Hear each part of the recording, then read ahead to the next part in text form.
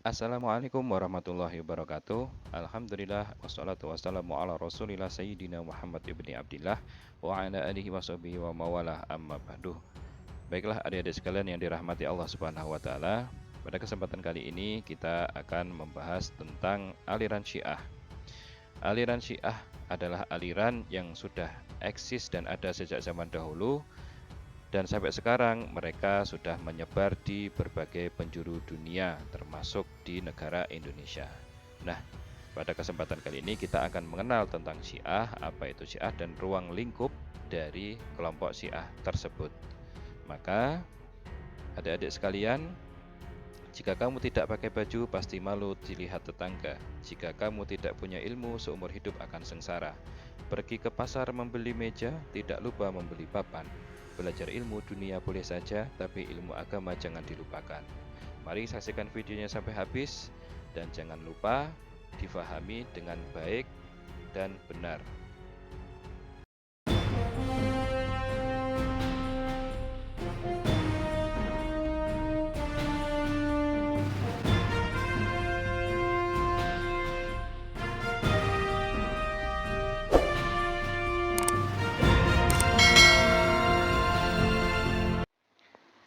Nah, sekarang kita lanjutkan kuliah kita.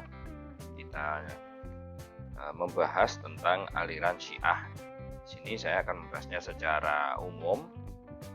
Apa itu yang berkaitan dengan Syiah? Nah, seperti kapan munculnya, kemudian di mana saja berkembangnya, kemudian Syiah ini kitabnya apa saja, pemahaman atau ajaran-ajaran pokoknya apa saja, terus bagaimana perkembangannya di Indonesia, dan lain sebagainya ya. Jadi memang Syiah ini sudah menjadi aliran yang besar, dan mereka kita beri atau kita beri nama, kita kan memberi nama ini, yaitu dengan sebutan Syiah. Nah, dengan sebutan Syiah karena memang mereka itu adalah pendukungnya Sayyidina Ali pada awal munculnya itu. Nah, kita lanjut langsung saja masuk dalam pembahasan. Yang pertama adalah sejarah munculnya. Syiah secara etimologi adalah pengikut, pecinta, pembela yang ditujukan kepada ide, individu, atau kelompok tertentu. Jadi Syiah ini nama ya istilahnya. Syiah ini sebuah sebutan untuk kelompok sebagai pengikut, pecinta, pembela yang ditujukan kepada baik ide ataupun individu ataupun kelompok tertentu.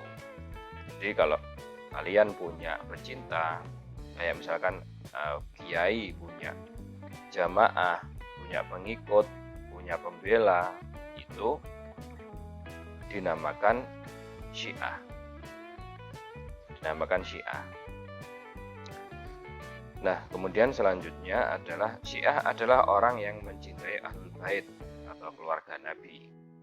Kemudian term tentang Syiah secara definisi berkembang ketika dikaitkan dengan peristiwa arbitrase dalam persoalan khilafah Ali bin Abi Thalib. Nah, jadi Syiah ini tadi kan artinya adalah pengikut, pecinta, pembela. Nah, Syiah ini adalah orang-orang yang mempunyai kesamaan mencintai Ahlul Bait, mencintai keluarganya Nabi. Siapa keluarganya Nabi? Kalau zaman dahulu keluarganya Nabi itu ya ada paman-pamannya Nabi, ada putra-putrinya Nabi, kemudian ada menantu-menantunya Nabi.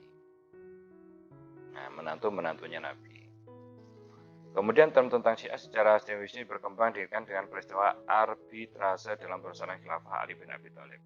Nah, dari rasa cinta kepada Ali bin Abi Thalib inilah, Ali bin Abi Thalib itu kan keluarganya Nabi. Nah, dia menantunya Nabi, plus dia juga keponakan, atau sepupu ya. Kan anak pakliknya, anak adik dari ayahnya Nabi. Nah, Ali bin Abi Thalib ini. Makanya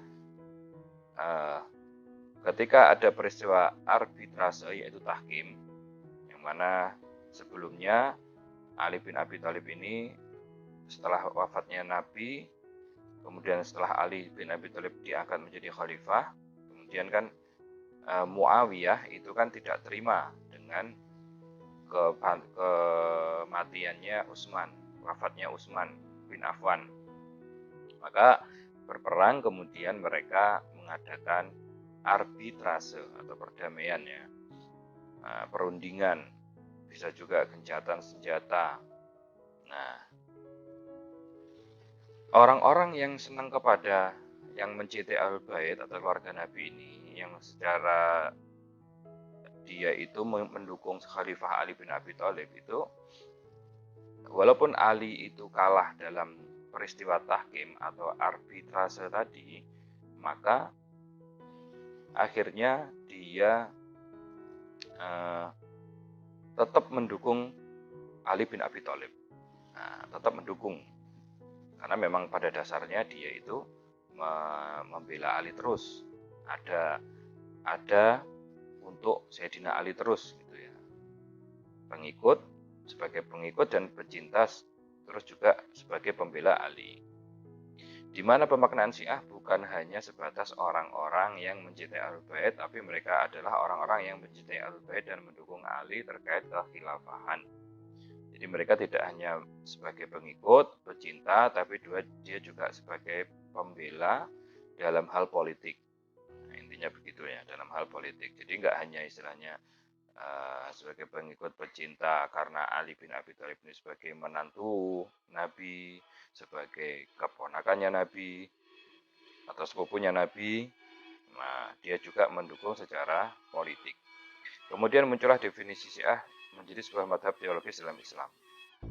Nah, akhirnya Syiah ini, ada definisi Syiah ini berkembang ya seiring berjalannya waktu, bukan hanya kelompok politik saja, akhirnya bertransformasi atau berubah menjadi kelompok teologi, kelompok akidah dalam ajaran akidah Islam. Kemudian selanjutnya adalah benih kelahiran Syiah telah ada, terutama setelah wafatnya Rasulullah. Nah, benih kelahiran Syiah ini ternyata sudah ada ya.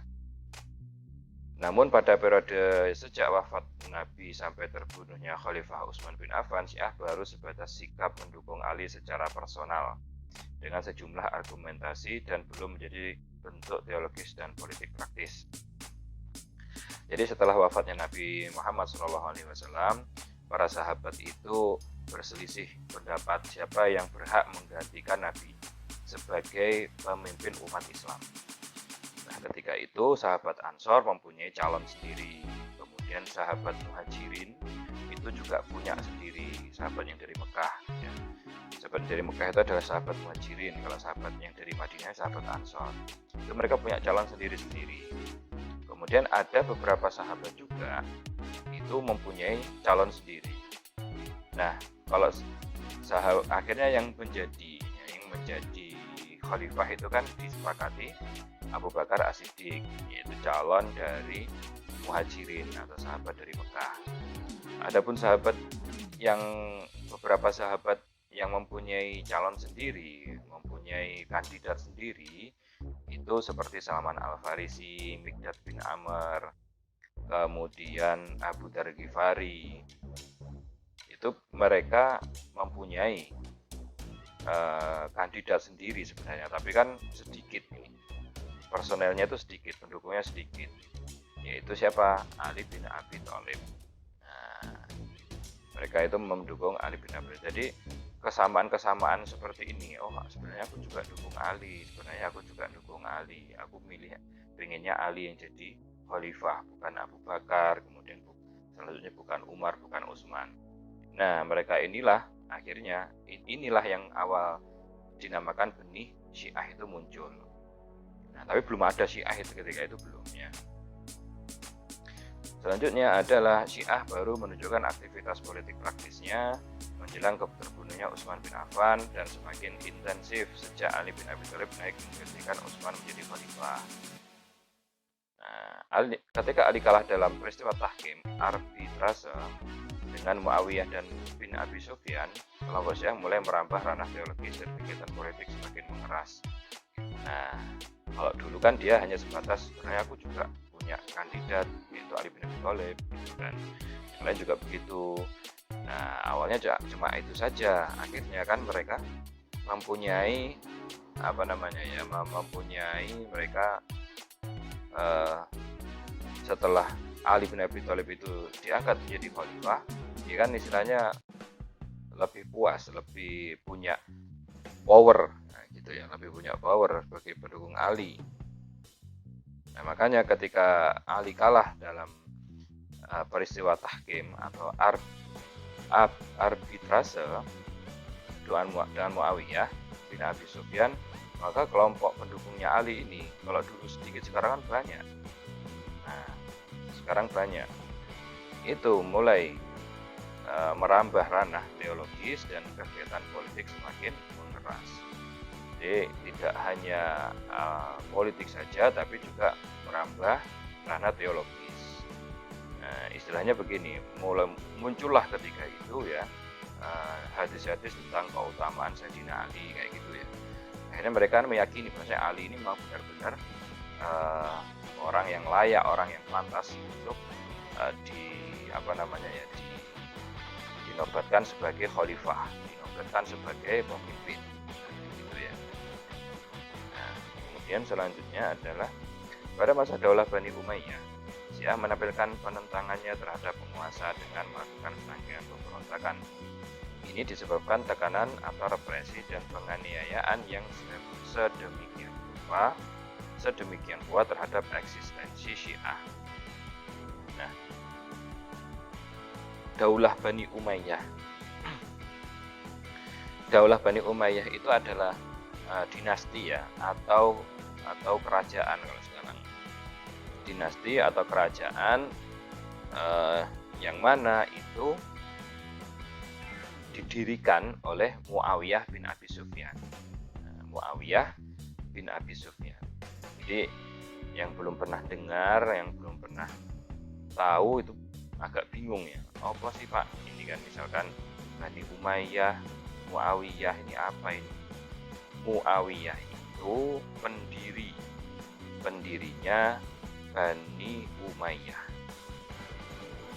Muawiyah bin Abi Sufyan itu pendirinya Bani Umayyah. Dan itu adalah Muawiyah bin Abi Sufyan ini termasuk pembesarnya kaum kafir Quraisy dulu ya. Tapi akhirnya kan masuk Islam dia.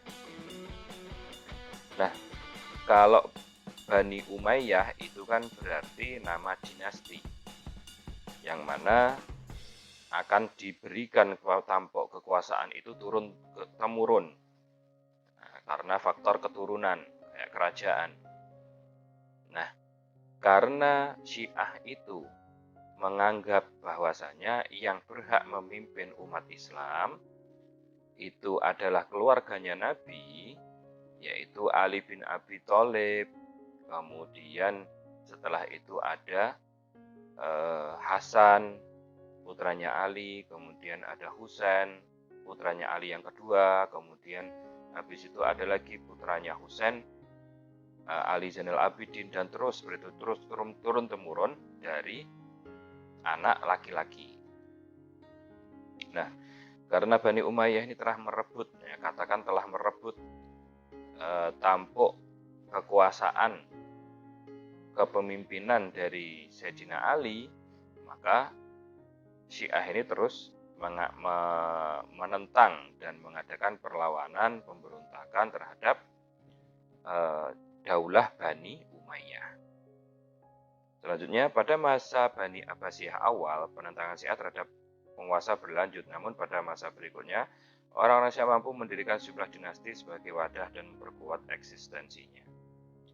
Nah, setelah Daulah Bani Umayyah itu berakhir, kan muncul kembali.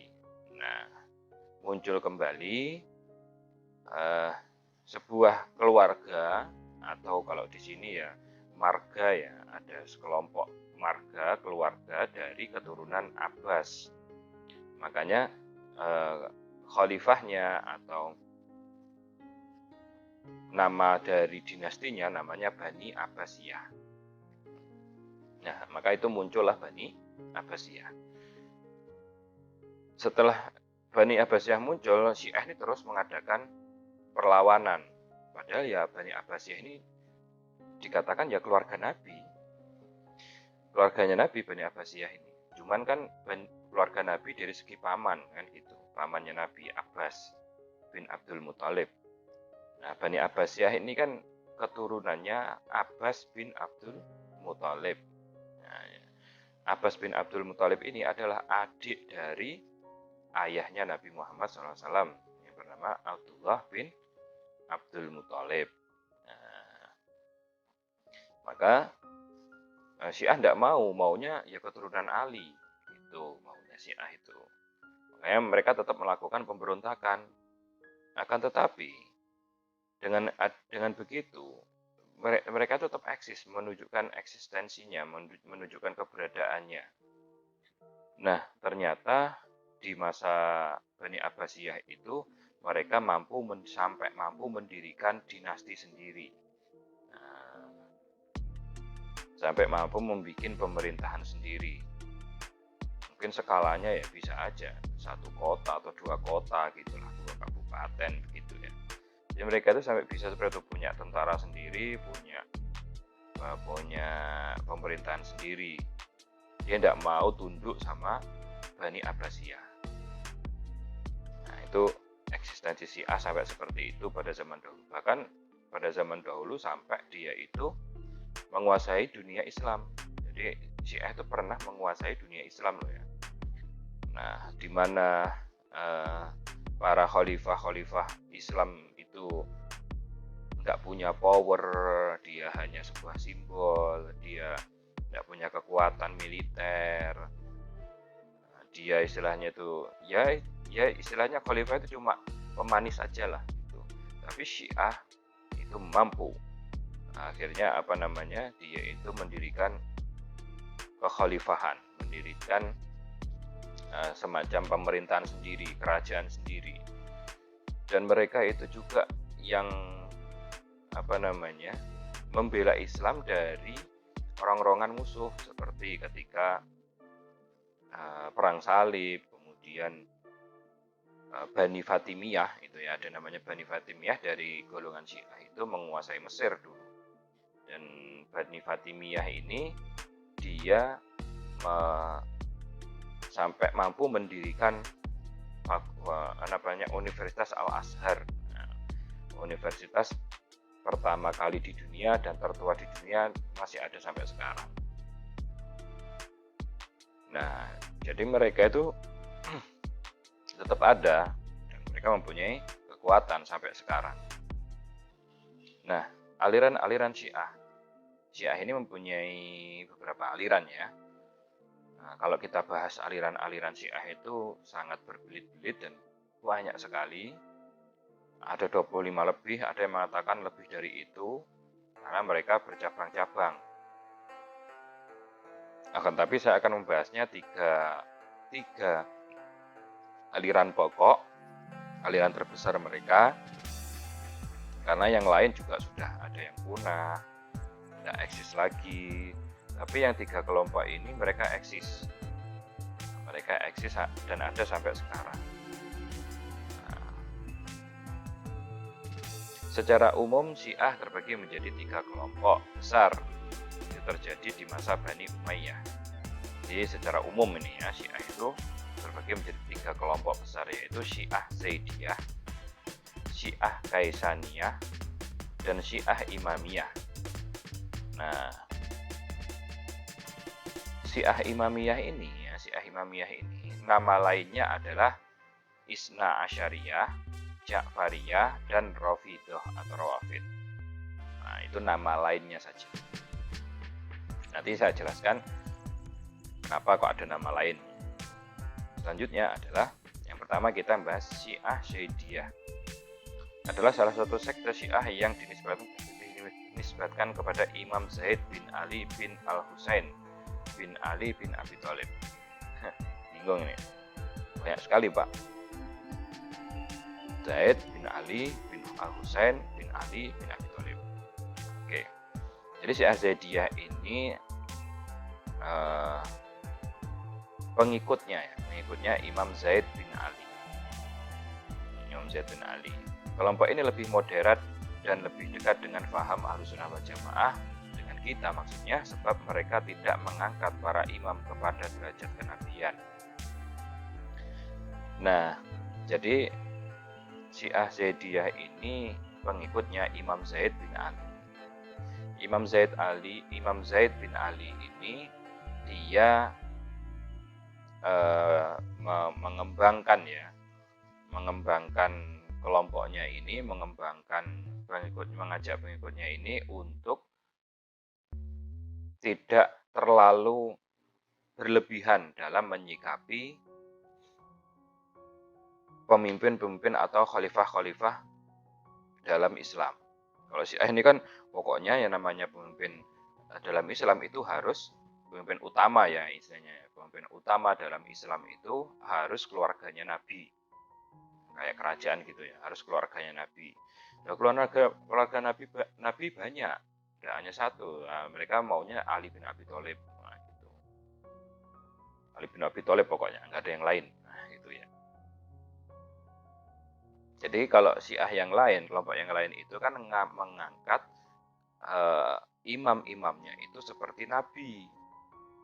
Mereka orang suci, tidak pernah dosa, tidak pernah maksiat gitu loh. Nah, seperti derajat kenabian kan itu kan. Dan mereka wajib ditaati. Yang tidak taat berarti mereka itu bermaksiat kepada Allah kalau tidak taat kepada imamnya, kepada pemimpin tertingginya. Mereka juga tidak mengkafirkan para sahabat, khususnya mereka yang telah dibaiat Ali bin Abi Thalib. Mereka juga mengakui kepemimpinan Abu Bakar, Umar bin Khattab, dan Utsman bin Affan. Zaman sekarang banyak ditemui di negara Yaman, khususnya Yaman Utara. Jadi mereka itu, kalau Syiah yang lain, itu mengkafirkan sahabat.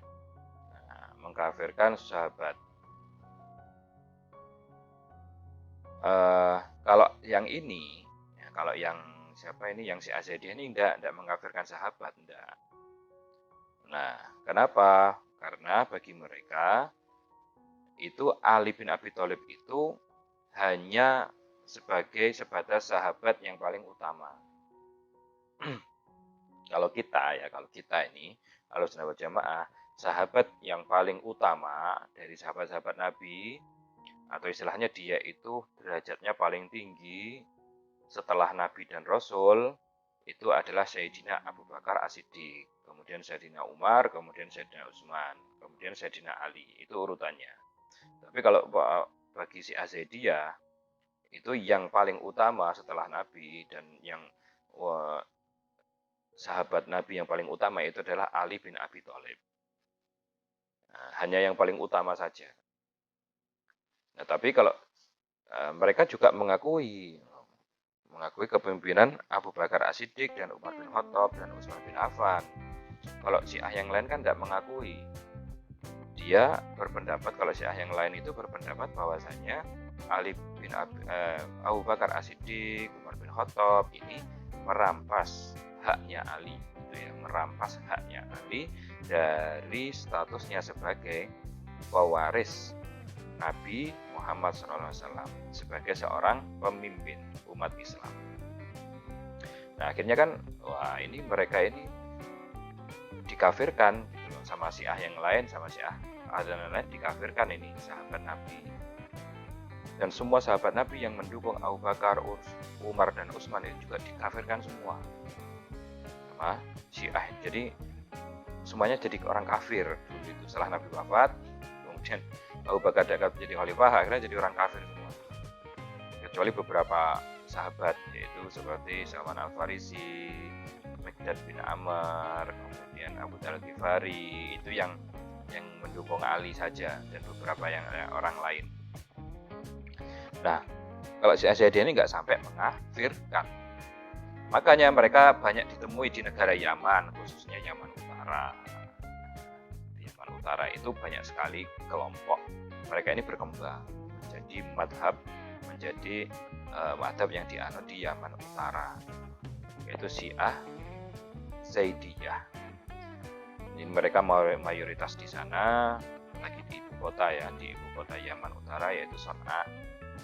Tapi mereka itu seperti kita, hampir sama, seperti madhab Syafi'i, kemudian madhab Hanafi, itu hampir sama.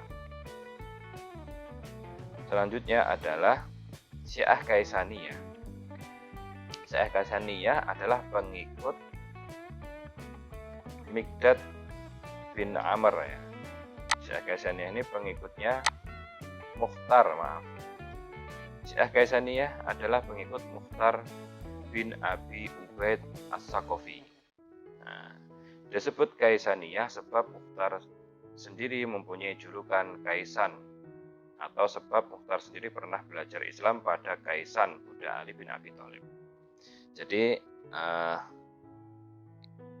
Syiah Kaisaniyah itu pengikut Mukhtar bin Abi Ubaid As-Saqafi. Mukhtar bin Abi Ubaid As-Saqafi ini belajar Islam kepada Kaisan.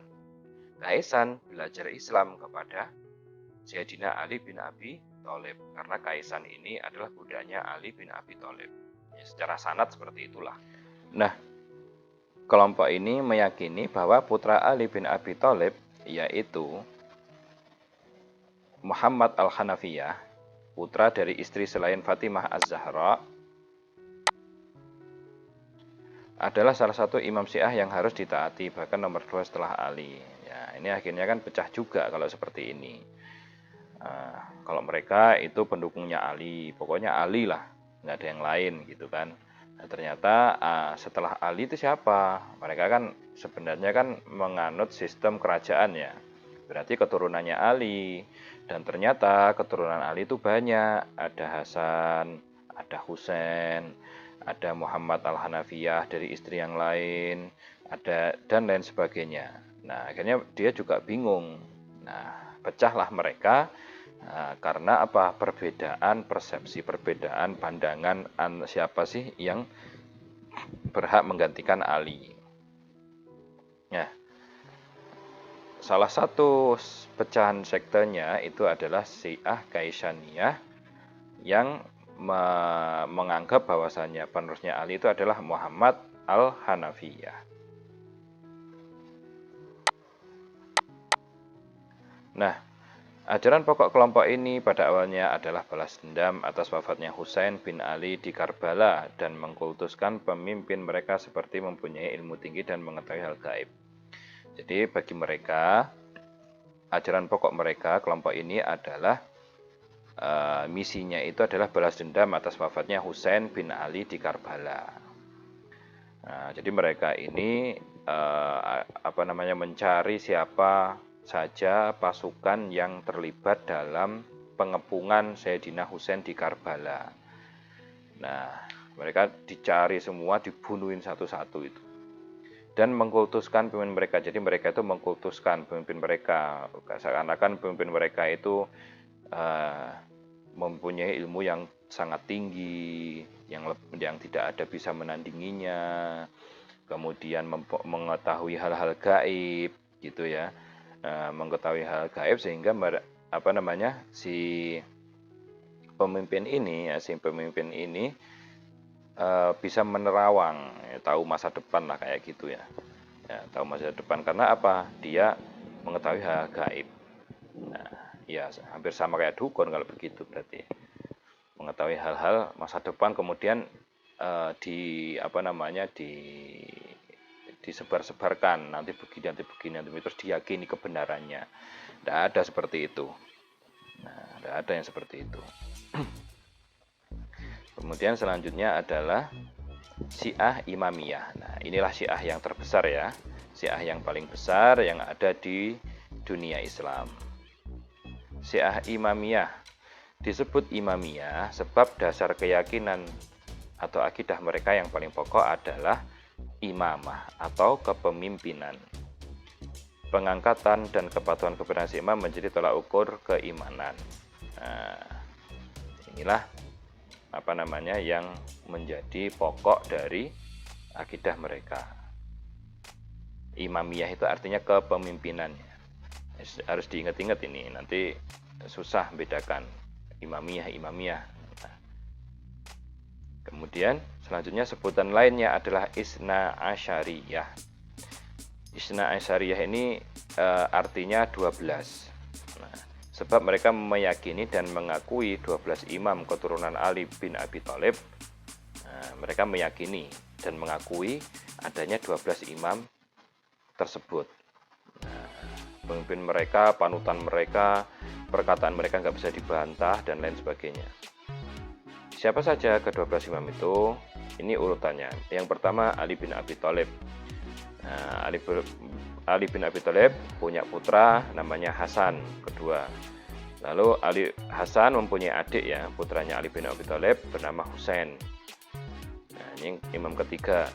Kemudian ternyata lajur kepemimpinan ya, jalur kepemimpinannya setelah Husain wafat itu diteruskan oleh anaknya Husain, bukan anaknya Hasan. Ya kalau mau istilahnya pakai sistem mana yang lebih tua, itu kan otomatis kan anaknya Hasan dulu yang memimpin. Baru kalau anaknya Hasan habis atau memang tidak ada, baru anaknya Husain. Ini tidak, langsung anaknya Husain. Lalu diteruskan oleh putra Husain bernama Ali Zainal Abidin. Keempat, Ali Zainal Abidin mempunyai putra namanya Muhammad Al-Baqir. Nah, imam kelima. Muhammad Al-Baqir mempunyai putra namanya Ja'far Shadiq. 6. Ja'far Shadiq mempunyai putra namanya Musa Al-Kadhim. 7. Musa Al-Kadhim mempunyai putra bernama Ali Ar-Ridho. 8. Ali Ridho mempunyai putra bernama Muhammad Al-Jawad. 9. Muhammad Al-Jawad mempunyai putra namanya Ali Al-Hadi. 10. Ali Al-Hadi mempunyai putra namanya Hasan Al-Askari. 11. Hasan Al-Askari berputra atau mempunyai putra Muhammad Al-Mahdi. 12. Pas ini ya. Nah, kenapa kok 12, Pak? Kok enggak yang lain? Kok enggak ada terusannya gitu? Karena Muhammad Al-Mahdi, yang namanya Muhammad yang terakhir ini, imam ke-12 ini, dia itu sebenarnya masih remaja ya, masih remaja. Ada yang mengatakan masih kecil. Itu beliau menurut mereka kan namanya Muhammad Al-Mahdi. Kenapa ada namanya Al-Mahdi? Karena Muhammad ini dianggap nanti sebagai Imam Mahdi atau imam pembawa kedamaian di seluruh dunia ini, di seluruh bumi ini pada akhir zaman nanti, di penghujung kiamat ya, di penghujung kiamat. Nah, namanya Muhammad Al-Mahdi, makanya diberi gelar Al-Mahdi. Nah, Muhammad Al-Mahdi ini dia kalau menurut Syiah ya, versinya Syiah itu kan masuk guanya itu saya lupa daerah apa ya, antara Irak dan Iran atau antara kota mana, Baghdad dan mana gitu. Nah, di sana ada sebuah gua ya. Muhammad Al-Mahdi ini masuk situ dan tidak pernah keluar lagi. Nah, tidak pernah keluar lagi ya. Tidak pernah keluar lagi, dan akhirnya mereka berkeyakinan nanti Muhammad Al-Mahdi ini akan keluar untuk menjadi Imam Mahdi di akhir zaman dan membela kita sebagai pendukungnya. Itu menurut keyakinan mereka. Makanya setelah Muhammad Al-Mahdi itu menghilang di situ karena mungkin belum menikah ya sudah sampai 12 ini aja gitu loh. Yang diagung-agungkan ya ini. Padahal secara secara institusi, kalau kita bilangnya misalkan ini Syiah Imamiyah ini institusi gitu ya. Kapan munculnya? Munculnya setelah imam-imam mereka yang 12 ini meninggal. Ini sudah meninggal semua, terus Muhammad Al-Mahdi ini juga tidak ada, baru mereka mendeklarasikan diri, misalnya gitu ya. Mendeklarasikan diri untuk menjadi Syiah Imamiyah mengikuti 12 imam. Itu mereka. Jadi di zamannya misalkan ini imam keempat Muhammad Al-Baqir, terus di zamannya imam ke-6 ya Muhammad Al-Baqir, imam kelima, imam ke-6 Ja'far As-Shadiq, kemudian berputra Musa Al-Kazim. Ini di zaman mereka ini tidak ada, mereka belum ada, Syiah Imamiyah itu belum ada. Nah, baru setelah mereka ini wafat semuanya, ini sudah tidak ada, itu Syiah Imamiyah ini secara institusi atau secara kelompok itu memunculkan dirinya, mendeklarasikan dirinya. Loh Pak, katanya Muhammad Al-Mahdi tadi masuk gua, terus saya bilangnya meninggal. Nah, ini kan yang masuk gua kan versi mereka, versi Syiah itu loh. Kalau versi saya, walau a'lam, nggak ada yang tahu Muhammad Al-Mahdi ini kuburannya di mana juga nggak tahu kalau misalnya meninggal kan. Atau mungkin masuk gua terus nggak bisa keluar karena mungkin di dalam terperosok atau apa, nggak tahu. Nah, intinya mereka itu mengakui dan pengikutnya ke-12 imam keturunan Ali bin Abi Thalib ini. Nah, kemudian dari Syiah Imamiyah ini juga mereka pecah lagi, ada namanya Syiah Ismailiyah. Syiah Ismailiyah. Karena apa? Karena Ja'far Shadiq itu kan mempunyai putra banyak. Nah, putra pertamanya itu adalah Ismail namanya. Nah, Musa Al-Kadzim ini itu putra ke-3 atau 4 ya. 3 atau 4 gitu loh. Nah, akhirnya kan mereka berselisih pendapat, siapa ini yang berhak menggantikan Ja'far Shadiq ini? Ada yang Ismail, ada yang mendukung Ismail, ada yang mendukung Musa Al-Kadzim. Nah, gitulah macam-macam lah. Terus selanjutnya sebutan lain adalah Ja'fariyah ini ya. Sebab dalam bidang fikih mereka mengikuti Imam Ja'far Shadiq bin Muhammad Al-Baqir. Ya kalau kita kan madhabnya madhab Imam Syafi'i gitu ya. Kalau mereka enggak, mereka itu mengikuti fikihnya, cara sholatnya, cara puasanya, cara menikahnya, kemudian cara ibadah-ibadah yang lain, cara hajinya, itu mereka mampu mengikuti Imam Ja'far As-Shadiq. Ya, Imam Ja'far As-Shadiq itu imam ke-6 ya, imam ke-6. Kemudian selanjutnya sebutan lainnya adalah Rafidhah atau Rawafid, sebab mereka enggan dan menolak untuk mengikuti dan menolong imam mereka yaitu Imam Zaid bin Ali bin Husain, karena beliau mengakui dan memuji Khalifah Abu Bakar bin Umar dan Umar bin Khattab. Jadi Imam Zaid bin Ali itu kan sejajar dengan imam keempat kalau mereka, Muhammad Al-Baqir itu. Nah, Muhammad Al-Baqir. Jadi Ali Zainal Abidin itu berputra Muhammad Al-Baqir. Kemudian mempunyai putra lagi Imam Zaid bin Ali. Nah, karena Imam Zaid bin Ali ini tidak mau mengkafirkan Abu Bakar dan Umar karena dia telah merebut haknya Sayyidina Ali sebagai pemimpin, sebagai khalifah. Nah, mereka nggak mau lagi menjadi pengikutnya, menjadi pembela dan pecintanya Imam Zaid bin Ali. Akhirnya mereka belot atau menolak, belot malah menjadi pengikutnya Muhammad Al-Baqir. Nah, menjadi pengikutnya Muhammad Al-Baqir. Kemudian Syiah Imamiyah telah berkembang sampai sekarang, bahkan berada di hampir seluruh negara termasuk Indonesia. Yang terbesar adalah di Iran, yaitu yang utama adalah di Iran. Itu menjadi ideologi negara. Kemudian ada di Irak, kemudian di Lebanon, ada di Pakistan, India, Pakistan dan lainnya. Jadi banyak sekali mereka sudah menyebar di mana-mana ya. Kemudian yang namanya Syiah ini, yang namanya imam-imam 12 ini, dia itu orangnya baik-baik semua ya. Ingat ya, ini mereka ini orang-orang baik semua ini. Orang-orang baik, berakidah lurus semuanya. Nah, tapi mereka ini sering, di antara mereka ini ya, di antara 12 imam keturunan Ali bin Abi Thalib ini, mereka itu memang tidak mau berpolitik praktis. Berpolitik praktis tidak mau. Bawa-bawa nama Nabi, kemudian aku cucunya Nabi, aku turunannya Nabi, misalkan begitu. Mereka tidak mau. Jadi ini orang-orang baik semua, bukan berarti ini orang-orang Syiah semua ini. Ini orang-orang baik semua. Mereka itu malah banyak yang difitnah ya. Difitnah karena penguasa ketika itu kalah pamor dengan mereka. Itu mereka ada yang dibunuh, di antara 12 imam ini ya, ada yang dibunuh, dan cara membunuhnya pun macam-macam. Nah, karena apa?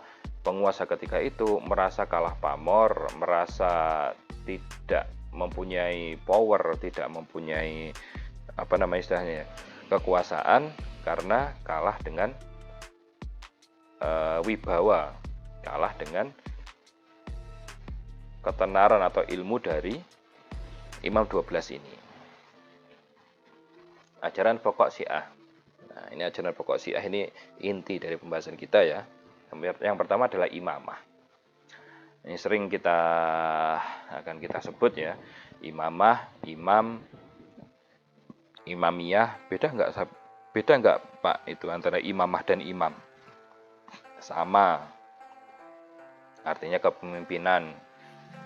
Nah, yang pertama adalah imamah. Ajaran pokoknya adalah imamah. Dalam prinsip imamah atau kepemimpinan, Syiah meyakini bahwa kebijakan Tuhan menuntut perlunya kehadiran seorang imam sesudah meninggalnya Rasul, guna terus dapat memimpin umat manusia dan memelihara kemurnian ajaran para nabi dan agama dari penyimpangan dan perubahan. Jadi menurut mereka itu dalam Islam, berislam, misalnya dalam berislam itu harus mempunyai pemimpin. Nah, ini yang utama bagi mereka, harus mempunyai pemimpin. Maka ketika Nabi ada, itu pemimpinnya Nabi, dan ketika Nabi meninggal, yang memimpin adalah keturunannya. Itu menurut mereka. Nah, maka seorang Rasul itu kan sebagai istilahnya sohibus syariah, sebagai pendiri ya kan, pendiri ajaran agama, dan keturunan-keturunannya yang menjadi imam-imam itu adalah penjaga ajaran Nabi tersebut, ajaran Rasul tersebut dari perubahan dan penyimpangan. Syiah meyakini bahwa imamah atau kepemimpinan adalah doktrin asas. Nah, doktrin asas, doktrin pokok ya gitu ya. Atau imamah menjadi rukun iman dan Islam. Jadi imamah atau kepemimpinan, mengangkat pemimpin itu menjadi rukun iman. Bayangin, kita kan tidak ada kan kita iman kepada Allah, iman kepada kitabullah, malaikat Allah, rasul-rasul Allah, iman kepada hari kiamat, iman pada qada dan qadar Allah. Kalau mereka tidak tambahi iman kepada imamah. Nah, itulah bedanya kita dengan mereka.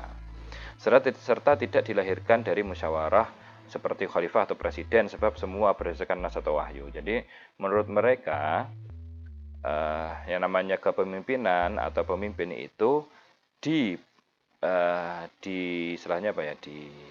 dicetuskan atau sudah diatur, sudah diwajibkan, ditakdirkan oleh Allah melalui nas atau wahyu. Jadi yang namanya pemimpin itu begitu menurut mereka. Nah, selanjutnya, hal inilah yang menyebabkan lahirnya doktrin bahwa imam atau pemimpin mereka terjaga dari kesalahan, lupa, dan dosa.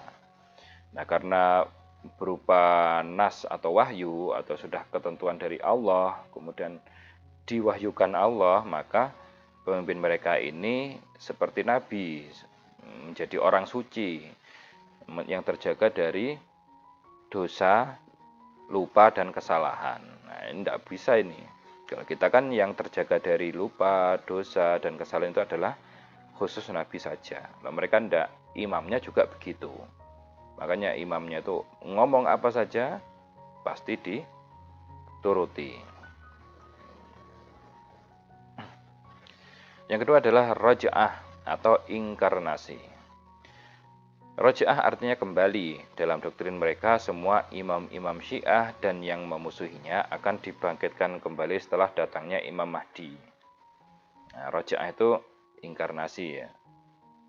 Jadi kalau dalam terminologi dalam teologinya orang-orang Cina itu kan istilahnya leluhur-leluhurnya nanti akan dilahirkan lagi gitu kan. Didukung dengan film-film seperti Kerasakti dan lain-lain itu kan istilahnya ini adalah reinkarnasi, ini adalah dulunya mbahnya ini. Di Syiah juga ada seperti itu. Nah, tapi yang nanti yang kembali hidup itu imam-imamnya dan yang memusuhinya. Nah, kemudian imam-imamnya nanti akan membalas, ya, karena imamnya kan dibunuh semua itu rata-rata. Nah, dibunuh semua dan nanti akan dibalas, balas dendam istilahnya ya, balas dendam. Nah, Imam Mahdi versi Syiah juga masih gaib, yaitu beliau sudah lahir tapi menghilang di sebuah gua dan akan datang lagi nanti untuk memimpin mereka mengalahkan musuh-musuhnya. Nah, tadi kan sudah saya jelaskan ya di 12 imam, bahwasanya imam terakhir yaitu Muhammad Al-Mahdi itu sekarang masih gaib, masih menghilang. Nah, beliau sudah lahir tapi menghilang di sebuah gua antara Irak dan Iran dan akan datang lagi nanti untuk memimpin mereka mengalahkan musuh-musuhnya. Nah, nanti Imam Mahdi nanti akan datang. Imam Mahdi datang, yaitu si Muhammad Al-Mahdi. Kemudian imam-imam Syiah ini yang dulu dibantai dibunuh, nah itu kembali hidup dan musuh-musuhnya. Kemudian balas dendamlah dia bunuhin musuh-musuhnya. Itu. Para imam yang sudah dibangkitkan akan membunuh para musuh-musuhnya dan dipimpin oleh Ali bin Abi Thalib. Nah, benar kan? Akhirnya nanti imam itu akan balas dendam bunuhin musuh-musuhnya. Raja'a versi mereka ini adalah kebangkitan dari kubur ke alam dunia untuk balas dendam. Kemudian setelah balas dendam mereka semua akan mati termasuk imamnya sebelum datang hari kiamat besar. Nah, jadi kalau kita yang namanya dihidupkan kembali itu kan nanti. Kalau kita itu kan kita kiamat besar dulu, semuanya hancur dulu, bumi hancur, langit hancur, semuanya selain Allah itu hancur.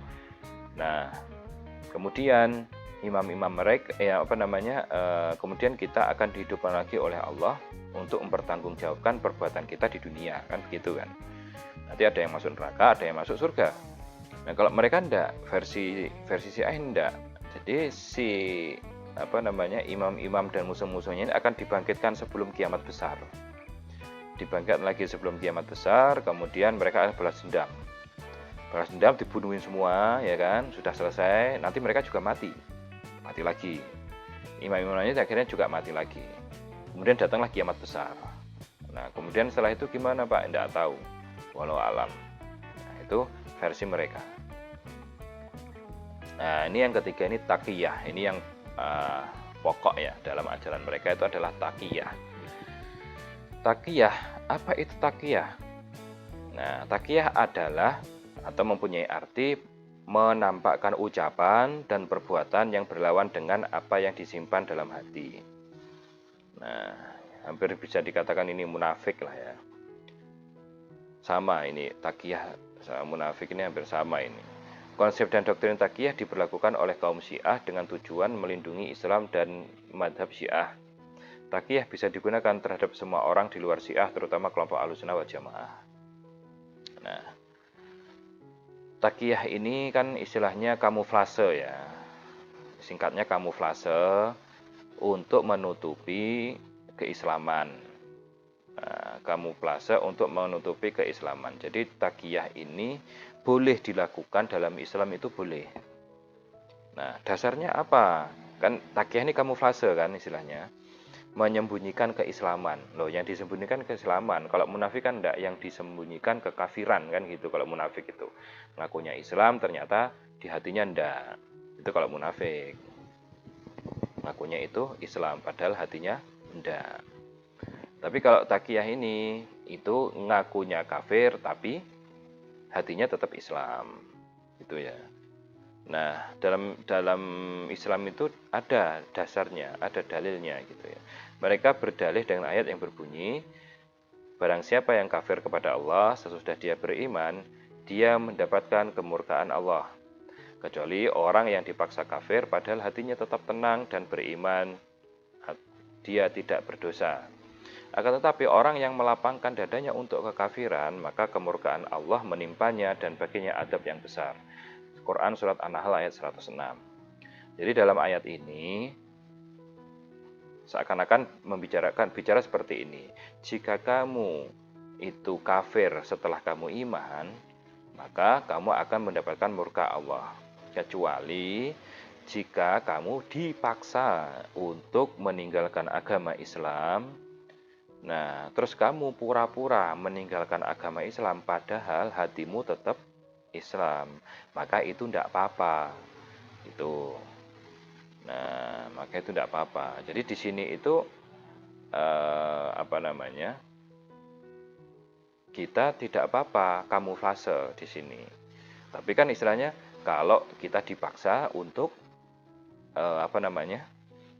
untuk menjadi kafir gitu loh. Kalau enggak dibunuh nanti. Nah, kalau Syiah enggak, Syiah menggunakan ayat ini untuk berdalih ya, untuk berdalil agar apa? Agar dia bisa menggunakan takiyah. Bisa kamuflase. Ini kan kamuflase ini tadinya. Nah, dia nganggapnya itu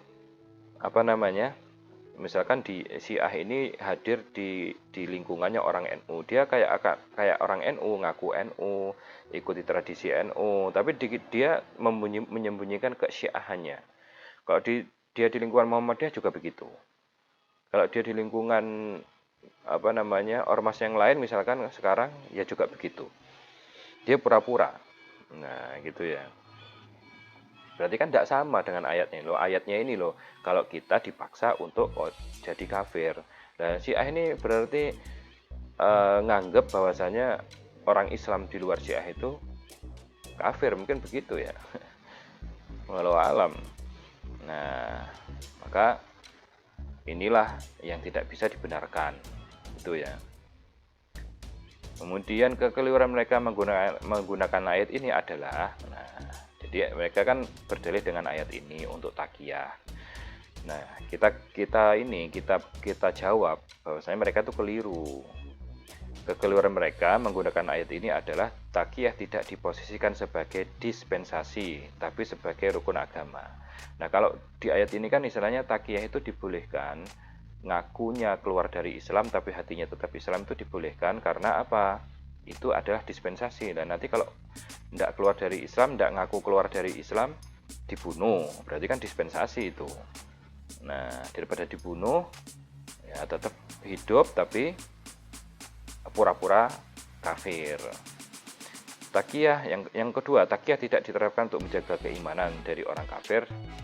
Nah, jadi yang dihadapi Syiah ini kan orang Muslim sendiri, bukan orang kafir gitu loh. Jadi tidak bisa takiyah takiyah seperti ini, kamuflase ini tidak bisa. Kemudian yang terakhir adalah takiyah dalam ayat ini bersifat temporal, tapi bersifat kontinu. Nah, dalam ayat ini kan kalau kamu dipaksa untuk meninggalkan agama. Nah, kalau Syiah tidak, setiap saat dipaksa tidak dipaksa ya dia tetap bertakiyah, dia tetap kamuflase gitu ya.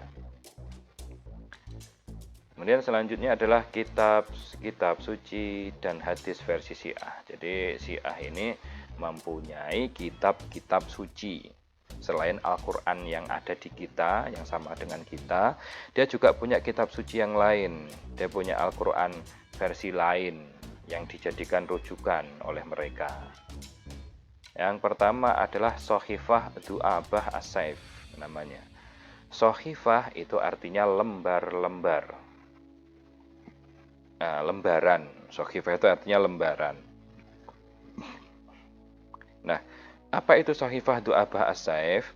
Dalam sejarah catatan Syiah, dalam catatan sejarah Syiah, Nabi Shallallahu Alaihi Wasallam memiliki sohifah atau lembaran-lembaran kertas yang selalu digantungkan di bahu pedang beliau. Nah, makanya dinamakan sohifah Du'abah As-Saif. As-Saif itu pedang. Kemudian beliau mendiktekan hadis-hadisnya kepada Imam Ali bin Abi Thalib untuk disalin ke dalam sohifahnya. Saat beliau meninggal, Imam Ali bin Abi Thalib memeliharanya dengan baik. Sohifah Rasulullah SAW itu kemudian dikenal dengan nama Suhufat Ali. Nah, jadi apa namanya, catatan-catatannya Nabi itu khusus didiktekan kepada Ali. Kemudian selain sohifah yang tampaknya hanya memuat penjelasan tentang hukum dan sedikit persoalan lainnya, Syiah juga berpandangan Rasulullah juga mendiktekan kepada Imam Ali keterangan-keterangan lain yang disalin ke dalam lembaran-lembaran yang jauh lebih besar, dikenal dengan nama Al-Jami'ah. Nah, jadi Nabi itu yang pertama punya catatan sendiri, Sohifah Du'a Ba'asef, kemudian didiktekan kepada Sayyidina Ali. Nah, Nabi juga menurut Syiah Nabi juga mendiktekan tentang halal dan haram, tentang ajaran agama ini kepada Sayyidina Ali dan diberi nama Al-Jami'ah ini. Lembarannya itu dinamakan, bukunya lah, buku versi dulu itu namanya Al-Jami'ah. Nah, menurut mereka juga Imam Ja'far Shadiq, ya, imamnya mereka yang salah satu imam 12 tadi, menyebutkan bahwa Al-Jami'ah adalah lembaran yang panjangnya sekitar 70 hasta yang mencakup semua persoalan halal dan haram. Sohifah itu 70 hasta. Jadi kalau 70 hasta, buku catatannya itu tidak seperti buku sekarang. Kalau buku sekarang kan kertas, kemudian ukuran tertentu, kemudian dijadikan satu. Berarti kalau dulu itu kertasnya itu panjang, ya, seperti panjang memanjang, kertasnya memanjang, jadi dilipat, nah, kayak uang gitu kan, uang itu kan memanjang gitu, dilipat. Nah, nanti kalau dibuka lipatannya itu 70 hasta, 70 lengan. Nah, lengannya orang dewasa, ya berarti 70 ya panjang ya. Nah, itu menurut mereka.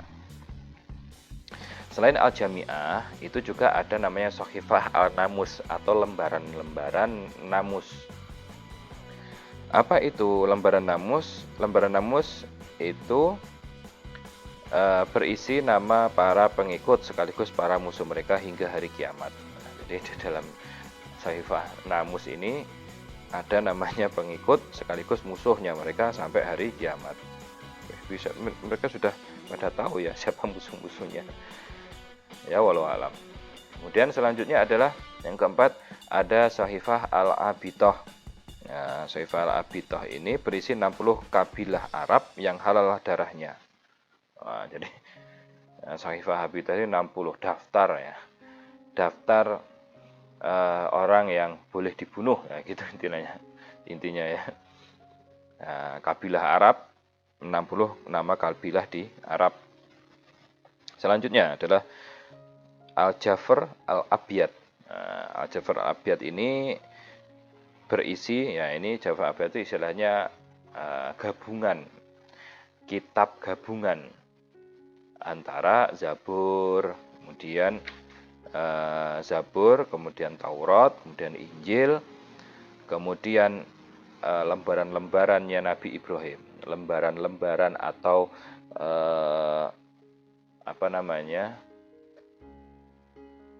yang ayat-ayat yang diturunkan Allah kepada Nabi Ibrahim. Ya kan, semua rasul kan pasti ada ayat-ayat yang diturunkan Allah ya kan ya. Nah, cuman yang dibukukan, yang terbukukan itu yang dinamakan kitab suci dan pasti kita imani itu kan ada namanya Taurat, Zabur dan Injil. Nah, kalau Nabi Ibrahim itu belum menjadi kitab suci tapi hanya beberapa lembar saja. Nah, itu terkumpul dalam kitab namanya Al-Jafr Al-Abyad. Ini saya juga bingung, ini bahasanya apa ini kan gitu kan. Zaman Nabi Ibrahim kan belum ada bahasa Arab.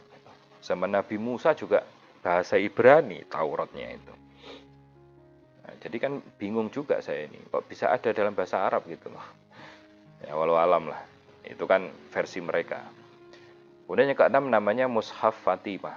Nah, Mushaf Fatimah ini ayat-ayat yang tidak ada di dalam Al-Quran kita. Itu ada namanya Mushaf Fatimah.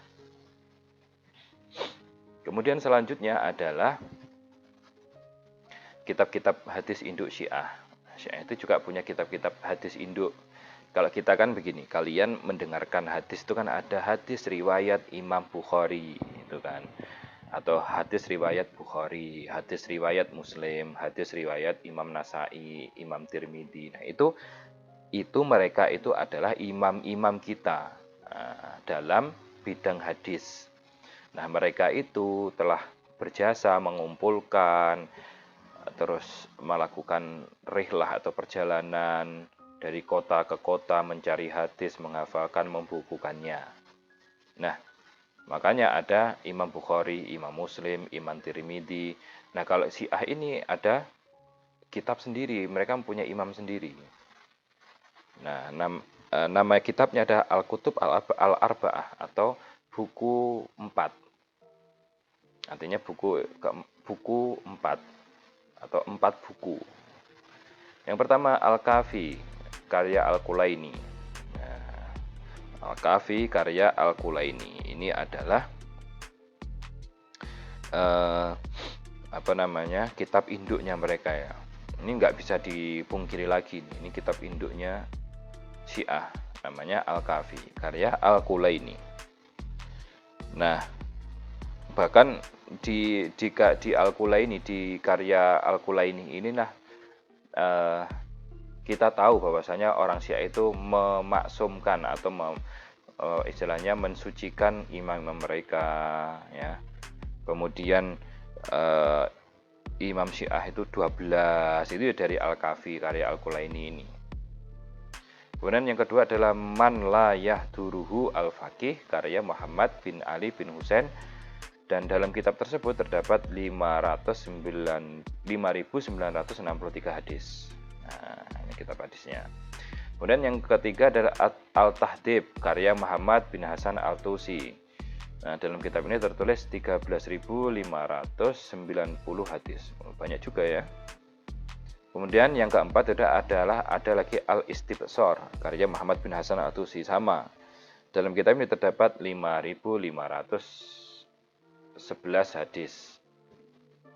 Nah, ini kitab-kitab versi Syiah, kitab induknya mereka. Perbedaan Syiah dan Ahlussunnah wal Jamaah. Nah, perbedaan Syiah dan Ahlussunnah wal Jamaah.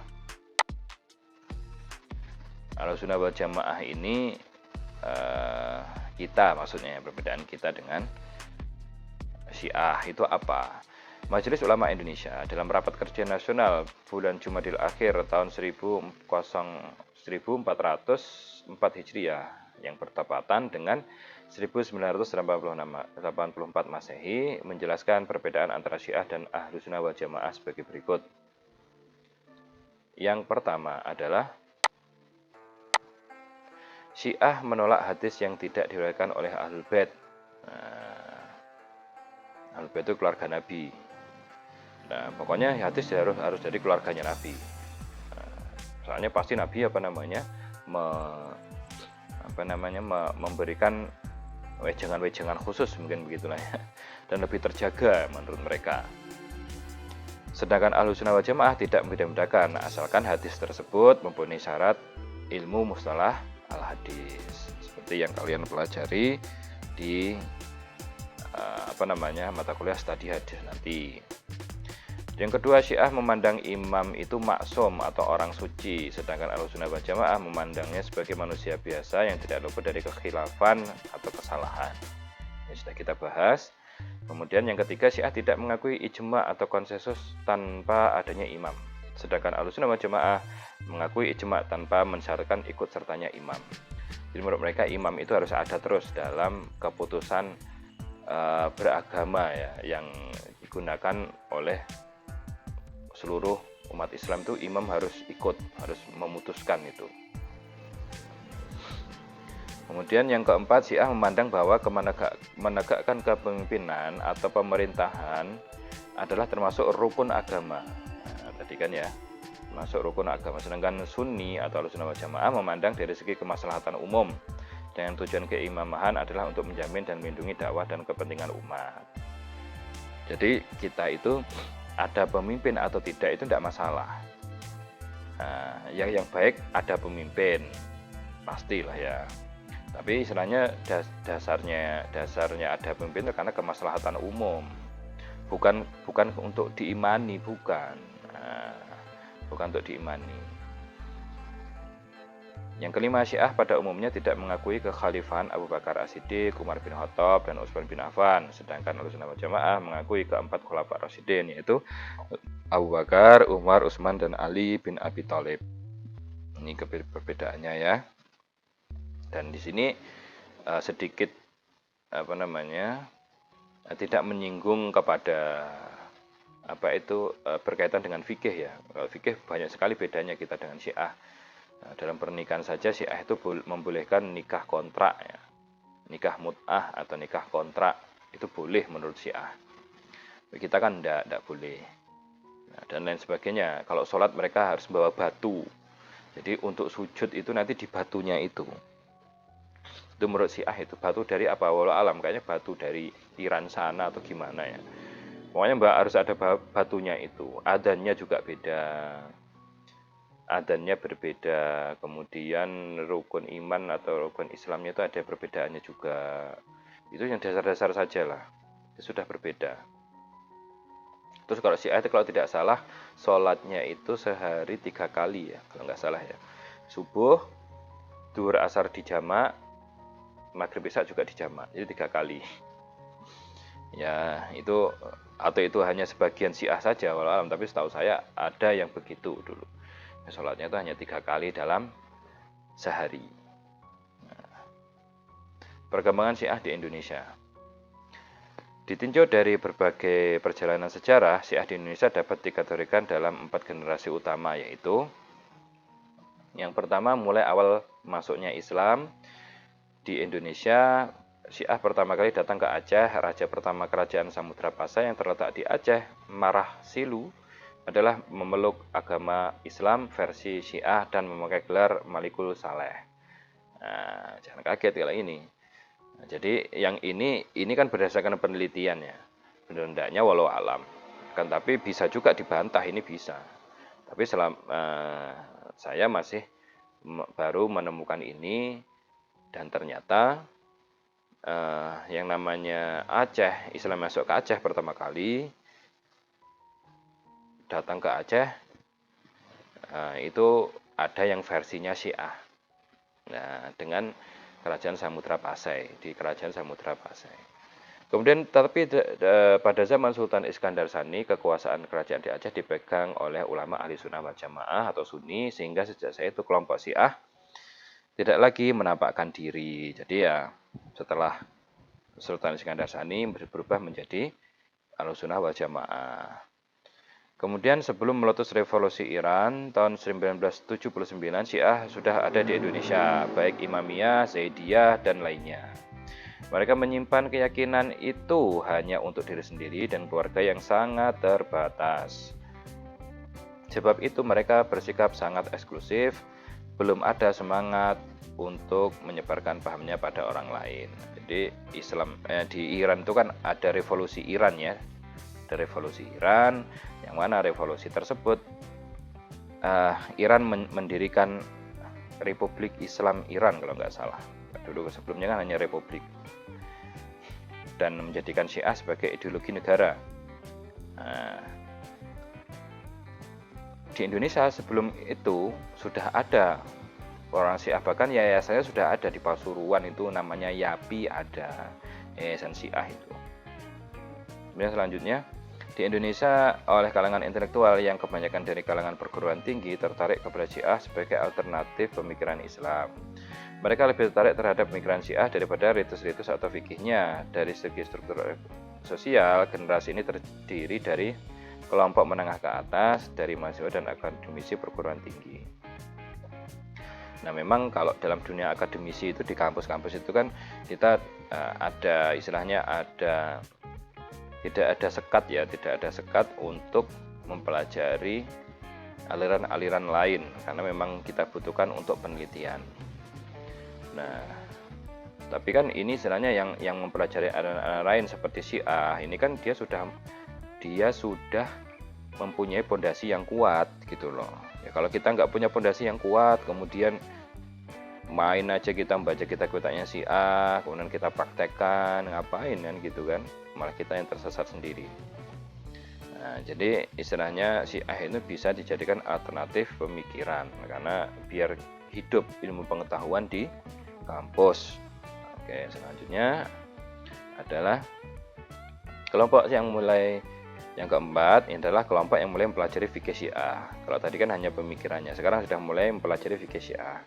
Bukan hanya pada pemikiran, tapi juga mulai berkonflik dengan kelompok lain, dan mereka sangat bersemangat sekali dalam penyebaran agama Syiah atau ajaran Syiah. Kelompok ini cenderung memposisikan dirinya sebagai representasi original tentang paham Syiah atau sebagai pemimpin Syiah di Indonesia. Jadi ternyata Syiah itu mereka berselisih pendapat ya, istilahnya mana yang sesuai Quran dan hadis. Kalau sekarang itu jargonnya gitu. Banyak orang yang istilahnya saya lebih sesuai Quran dan hadis, saya yang lebih murni, saya yang sesuai manhaj salaf. Nah, itulah. Nah, ini muncul dalam kelompok Syiah di Indonesia sendiri. Ini skalanya kelompok Syiah ya. Enggak semua orang umat muslim di Indonesia, enggak. Skala kelompok Syiah sendiri. Jadi mereka merasa lebih benar, merasa lebih ajarannya lebih murni. Oh, ini murni dari Iran ini, misalkan begitu. Oh, ini murni dari Sayyidina Ali ini yang ajarkan Sayyidina Ali ini. Mungkin begitu ya. Nah, sebenarnya apa sih, kenapa sih mereka begitu? Ya, istilahnya yang namanya ajaran itu kan akan eksis kalau punya pengikut. Nah, agar pengikutnya itu tidak lari, kita kan istilahnya harus mengeluarkan entah bohong atau enggak gitu kan, istilahnya entah benar atau enggak, kita tuh benar-benar yakinkan mereka agar tidak lari itu ya ini sesuai, ini sudah paling murni ini ajarannya ini dari Nabi, kemudian dari Ali bin Abi Thalib, diturunkan Ali bin Abi Thalib, diturunkan ke anak-anaknya ini, nah, gitu istilahnya ya. Nah, terus selanjutnya adalah Syiah di Indonesia juga telah mendirikan beberapa yayasan dengan berbagai nama di hampir seluruh kota di Pulau Jawa dan kota-kota besar di luar Pulau Jawa. Jadi kalau di Pulau Jawa ini, khususnya ya, Pantura ya, itu semua kotanya ada yayasan Syiahnya. Mungkin tidak tahu saja kita ya. Atau mungkin jangan-jangan kalian nanti ini, ikut ngaji, ikut pengajian, lihat ternyata ikut Syiah. Nah, kan tidak tahu. Di Kediri ada. Di Kediri kayaknya ada, tapi istilahnya ndak tenar gitulah ya. Mereka kan masih takut untuk mempublikasikan diri. Mulai dari, kalau dari Pantura tuh yang mulai dari Serang ya, dari ujung barat Serang, kemudian Tangerang, Jakarta, Bekasi, Karawang, sampai Cirebon, Pekalongan, Semarang, sampai ke Bondowoso, Situbondo, itu semua ada yayasan Syiah di situ. Bahkan di kota besarnya ya seperti Jogja, Bandung itu sudah ada pasti. Klaten, Solo itu sudah ada Syiahnya. Syiah Imamiyah ya, Syiah Imamiyah. Nah, karena mereka itu sudah eksis bahkan sebelum kemerdekaan Indonesia sudah ada itu aliran Syiah itu. Cuman kan sedikit sekali. Kemudian ada yang bertanya nih, apakah Habib itu Syiah? Gitu. Enggak. Ya. Habib itu adalah keturunannya Husain. Husain bin Ali bin Abi Thalib tadi. Husain bin Ali itu dia putra-putranya saya sebutkan tadi ya, putra-putranya Sayyidina Husain tadi, keturunan-keturunannya itu juga nanti akan sama seperti Habib-Habib di Indonesia ini. Sama. Nah, akhirnya cuma nyabang-nyabang saja nanti kan. Ada yang Assegaf, ada yang bin Syihab, ada yang Al-Jufri, ada yang Al-Idrus, ada yang Al-Atos, ya. Ada yang macam-macam nanti ya. Ada istilahnya marganya itu kalau Habib aja 100 lebih kalau dihitung ya. Nah, Syiah itu apakah Habib Syiah? Enggak, bukan. Habib itu bukan Syiah. Dia malah yang menjaga Ahlussunnah wal Jamaah ini. Cuman ada beberapa oknum yang ikut dalam kelompok Syiah ada. Seperti Abu Bakar bin Husain al-Idrus kalau nggak salah ya. Itu ya Syiah di Bangil Pasuruan itu ada. Mendirikan yayasan juga namanya Yapi tadi. Nah, dan banyak yang lain juga. Nah, jadi Habib pun juga ada yang Syiah, tapi mayoritas enggak, bukan Syiah. Nah, adik-adik sekalian, inilah dapat saya sampaikan. Semoga kalian paham dan bermanfaat bagi kalian. Semoga kita bisa menjaga akidah kita, akidah Ahlussunnah wal Jamaah dari aliran-aliran dari luar. Kalian hendaknya berhati-hati kalau susah mencari pendakwah atau istilahnya panutan dalam beragama. Masih banyak kiai-kiai, masih banyak dosen-dosen kalian yang ada di kampus. Kiai-kiai sekitar kalian masih banyak sekali. Insya Allah mereka dapat menjadi representasi dari tata cara beragama yang baik dan benar. Demikian dapat saya sampaikan. Terus semangat dalam belajar. Assalamualaikum warahmatullahi wabarakatuh.